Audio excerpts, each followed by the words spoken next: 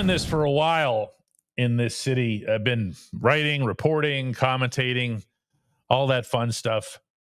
And one thing I've tried never to do, and I mean never, is to tell people how to feel.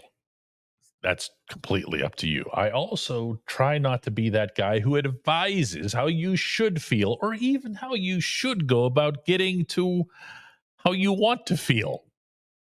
So what I'm going to do today instead is share with you how I feel about where this football team is right now. Good afternoon to you. Good Friday afternoon.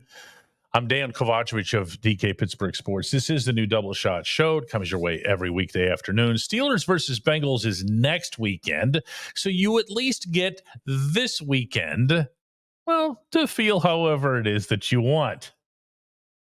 My sense for where these guys are right now is that they're capable of, and they very much want, to make some sort of final push. They want to make some sort of recovery from what happened in these past 3 games. They want there to be almost like a clean slate heading into the playoffs. Now, there's no way to achieve that without beating the Bengals. I don't even care if it's a terrible performance.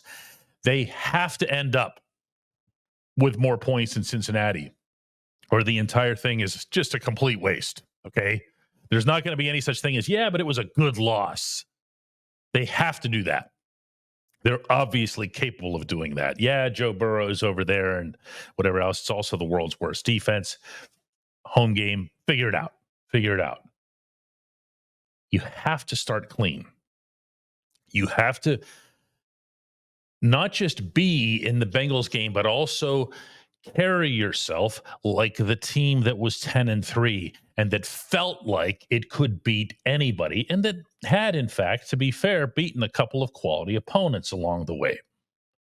They have to operate with that confidence. They have to operate with that camaraderie. And saying it yet again, they have to win that game. There's no such thing as going into the playoffs on a 4-game slide and having things go well after that. It just doesn't happen.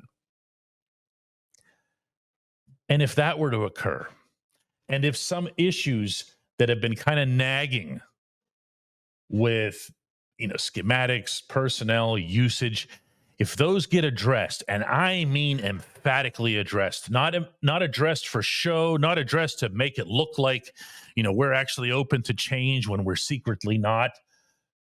If you're getting behind Jaylen Warren, get behind him. Stop tiptoeing about it. Make it really clear. Don't worry about Najee Harris's feelings. He's not even going to be back next year in all likelihood. Don't worry about anybody's individual feelings. Get the things done that you need to get done. Show everybody. Make it a point of pride that you're executing these changes that Mike Tomlin hinted at a couple of days ago. Be that team that attempts to, instead of saying, well, we just need to get back to who we were, whatever. No. Don't just talk about it. Don't say, well, we need to, execute. We need to execute the plan better. Even if you do need to execute the plan better, and I'm sure that's the case of pretty much almost everything, make it clear that other stuff was in on it too.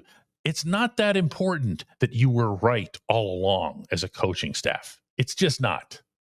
What does matter is getting this team to just find some great big plunger button and push it and start all over. When we come back, I'll be joined by Chris Halleck.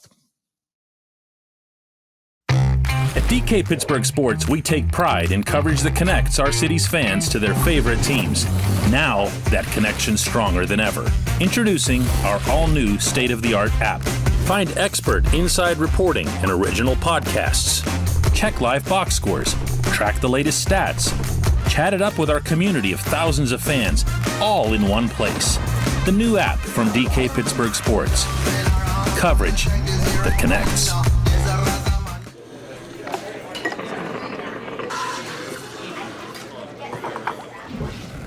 Joined now, as promised, by Chris Halleck. Chris, the last time we covered Steelers versus Bengals, you and I, it was in Cincinnati, and it took the Steelers 44 points to prevail. It also took the Bengals being exactly who they are to give up those 44 points and to not tackle anybody and to give up insane yardage and big plays to like Van Jefferson and Ben Skoranek and Michael Pruitt. And it was just crazy that day. Remember it? Yeah, it was an interesting day. It was a kind of a more surprisingly cold day than the temperature. I think was in the 30s, but it felt like I remember going into the locker room after that game and everyone was like, man, it was cold out there. But you couldn't really tell because that offense was on fire and it's the best it looked all season. But granted, it was against probably the worst defense they've seen all season. But still, you got there's no qualifiers to that. That was so bad on the Cincinnati end. And I understand you're facing Joe Burrow and Jamar Chase and T. Higgins and everybody, but at the same time, you're also facing those guys. Now, the catch here is that the Steelers' offense wasn't declining, wasn't gradually regressing the way we're seeing now. To me, it feels like it would still take some sort of quantum leap for the Steelers to get back up to that level of efficiency, regardless of the opponent. Yeah, they've. I mean, we talk, all so much over the last couple of days about how much the defense needs to clean things up, but the offense needs to clean things up too. They've, granted, against the Ravens and against the Chiefs, they got more efficient on the ground, and that's good. But they've got to figure out a way to get more efficient early on and get out to a head start. And hey, how about an opening drive touchdown? They haven't had one all season, and I don't think they've tried to have one, Chris. Yeah. I mean, and pardon the sidebar here. Yeah. If you're turning around and just handing the ball to Najee twice on 1st and 2nd down and then trying to connect with Van Jefferson on 3rd and 8, that's not even trying. That's just setting yourself up to begin, pummeling those guys. So we'll get them in the 4th quarter. That would be a welcome development. Yeah, but the one thing that we did see with this offense when they did play the Bengals last time was that they came out throwing. And they had a good game plan against what the Bengals did, in terms of their coverages.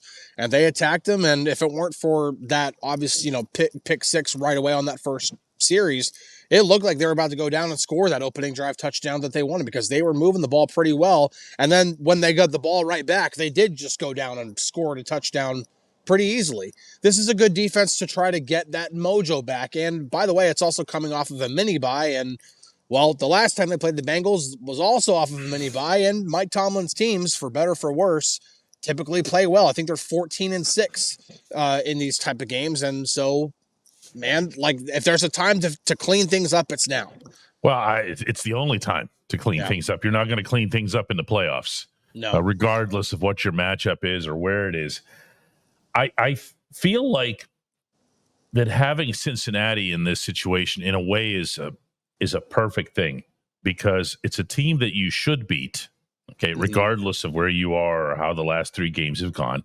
And at the same time, it's not one that anybody would reasonably disrespect going in. You're not taking them lightly because, well, A, they're in the division, and B, Burrow and those guys. Okay. Yeah.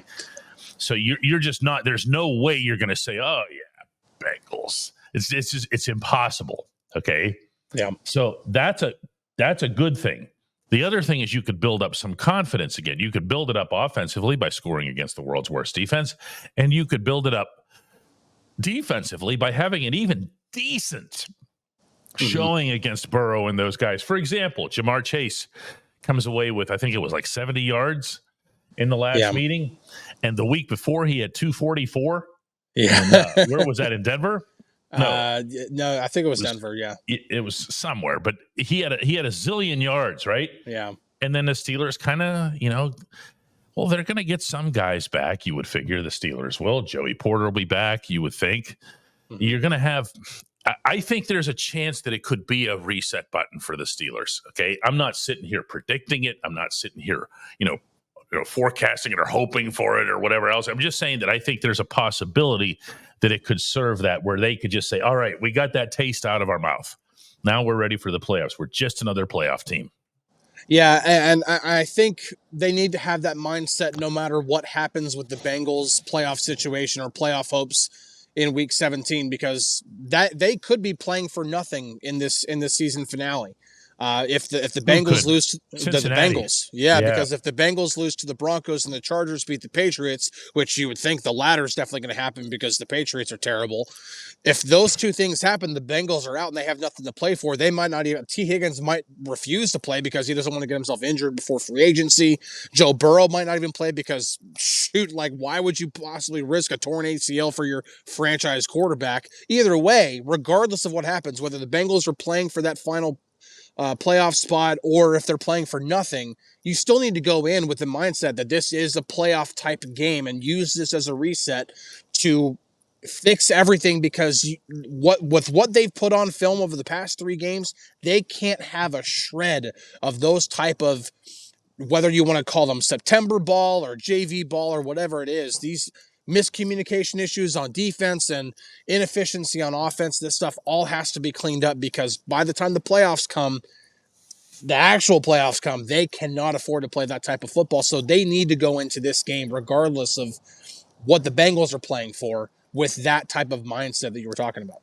See, I've been wondering too, and you and I talked about this when we drove out of Cincinnati, as to whether or not the Bengals would, in that regular season finale, consider sitting certain guys, guys that are maybe 30% injured, or maybe at risk of aggravating an existing injury, like you mentioned, whether it's with Burrow or Chase or Higgins or however that works. But then I'm looking at Zach Taylor and his fate being on the line, and I'm thinking Taylor's not going to be inclined to go walking around that room saying, "Hey, who doesn't feel like playing?" You know what I'm saying? I understand that. Yeah. Who wants to watch the game with me from the sideline? Because that would be really good. That'll really help my future here if we go and go into Pittsburgh and get demolished. I don't know. I think that's a tough one, and I also think there's things you have to be aware of when it comes to, like you mentioned, with Higgins and free agency. Bottom line is, they're not a good team. They're not a good team if they're still in it. They're not a good team, certainly not on the defensive side of the ball. Yeah. And it feels to me like the Steelers can do some things, maybe even get stubborn about some changes. In other words, let's say you do some things that are a little bit different, okay, and you stick with them, even if they're not working in the first quarter, because you need them to stick, or you at least very, very much want them to stick for the playoffs, whether that's a change at running back, whether that's a change at nickel corner, whether that's a change somewhere else in the secondary. I don't know. But you want to give these things an opportunity to work. Do you know what I'm saying? Yeah. And if there's ever a time that you want to start catching teams by surprise, it's right now. I think all the way back to 2005 when the Steelers played the Colts in the divisional round. That game, the Mike Vanderjagt game, the Jerome Bettis fumble game. But the Steelers, were a ground and pound team that season. They came out throwing on those first 2 series, scored 2 touchdowns right away. Took the Colts completely by surprise. And this is not to say you have to do something drastic like that, but show some wrinkles that teams haven't seen before. Put something out there that teams have been like, whoa, you haven't put that on film for 17 or 18 weeks. Now's the time to start really letting nothing should be held back anymore. There's nothing to keep in your bag of tricks and be like, I'm going to save that one for the divisional round that we might not ever get to. Yeah, I think we have to be mindful of what I feel is a fact, that the Steelers can't be entering the playoffs on a 4-game losing streak. Yeah. Okay. When we're talking about taking this game seriously and whatever, we have to be talking about that from the Pittsburgh perspective, first and foremost. They just can't go in there tumbling. There's almost no precedent for this in the NFL, where someone is just don't, falling down a set of steps, and then they get up at the bottom and go, ooh, playoffs, and then they take off. Nobody does this. Nobody does this. Yeah, and whenever you hear some of the things that were coming out of the locker room after the game about some guys might not having want to and all this kind of stuff, I hear that stuff and I'm like, this team is going nowhere. Just because when you hear that kind of stuff, you're just like, that's a team they're not feeling what you need to be feeling in order to succeed in the playoffs. But if there's a time to fix it, it's like over this time where the players get a chance to step back. They get a chance to. The one thing that whenever I was in the locker room the day after the game, a couple of players told me this is a reality check for us. Like, this is a time, like, this is the reality check. This is the hand we've been dealt based off of what we've actually done. Now, what are we going to do about it? And we could, continue to play like, oh, we would just have another game to fix stuff, or we could actually step up the urgency and actually do something about it instead of keep talking about it. And I think that's been the problem with this team, is that they keep talking about fixing the issues, but nothing's actually getting done. Now it's time to actually start making tangible decisions, making a switch at running back, making a switch at nickel corner, changing the way you start football games, something to show that you're actually doing something about change instead of talking about it. When we come back, J1Q.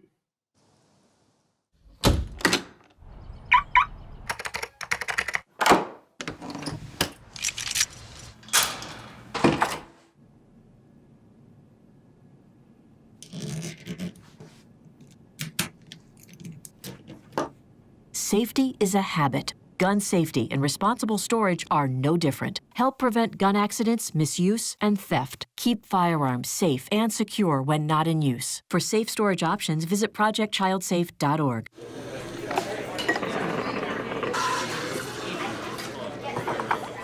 Time now for today's J1Q. That stands for just one question. And for that, we go all the way out to the other end of the continent. DK, welcome from the wild west coast of Washington State, Olympic National Park. Hey, what do you think about Tomlin? Does it sound like he's going to start holding his coaches responsible? The last talk seemed like he was thinking that way. You will never fully grasp the passion of the Steelers' far and wide fan base the way you will looking at that background behind Terry, that dramatic, spectacular, whatever that thing was to the one side of him, and know that Terry's out there thinking about Mike Tomlin holding his coordinators and his assistants accountable. That's the quintessential Steelers fan base thing right there, Terry. I'm having a hard time right now even remembering what you... Okay, yeah. Will he hold... Tomlin has a relationship with his coaches. This is very general right now, where he holds them accountable on a consistent basis, often not necessarily in the friendliest of tones. He can actually be tougher on his coaches than he is on his players, and he's pretty tough on his players, contrary to some popular misperceptions. That kind of accountability, I don't see that as being even one of the Steelers' issues right now, to be candid here with you. This team has its most significant calls made at the head coach level. I don't think that makes the Steelers uncommon in that capacity. It means that Tomlin is a guy, you got to run everything through him. He's not unaware, pardon the double negative, of anything. So when you'll hear me say something like, why isn't Jaylen Warren the number one running back over Najee Harris? You could easily counter, well, hang on a second. Arthur Smith's a coordinator. He's the one that's no.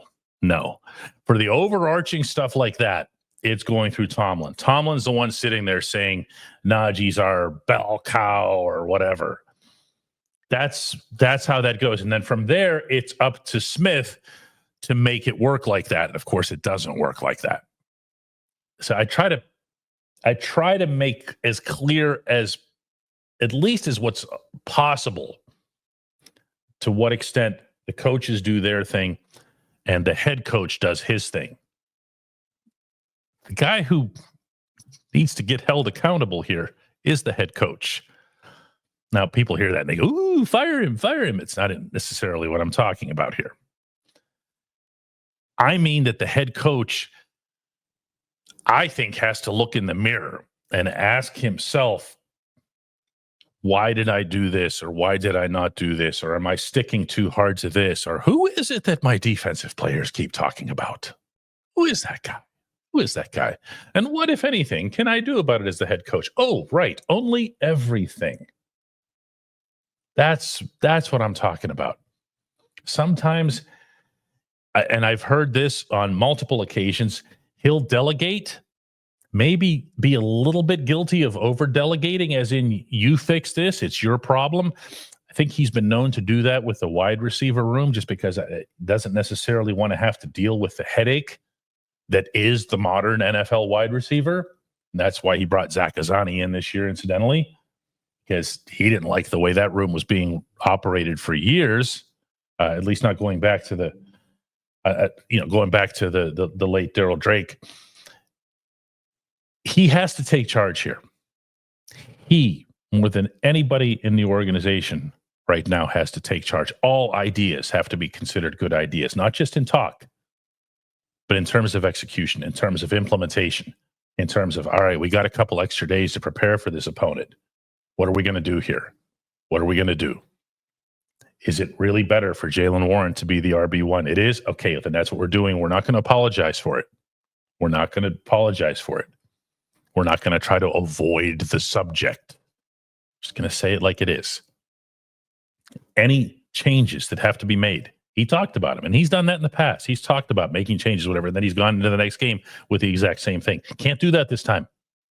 Can't do that this time. I'm not about to get dramatic or dire here as it relates to his future. He's still Mike Tomlin. He's still held in the highest regard by the Rooney family, by Art Rooney specifically. And he's not about to go anywhere. And anybody who tries to drum up anything to the contrary is going to end up looking stupid. But he really could use, a season that looks and feels a lot different than the other ones in the recent past. And right now, this one's got really close to the same rhythm. I appreciate you reaching out to me from that perilous spot that you found there, Terry. I appreciate everybody checking out the Double Shot Show all week long. We'll be back with another one of these on Monday. It'll be Bengals week.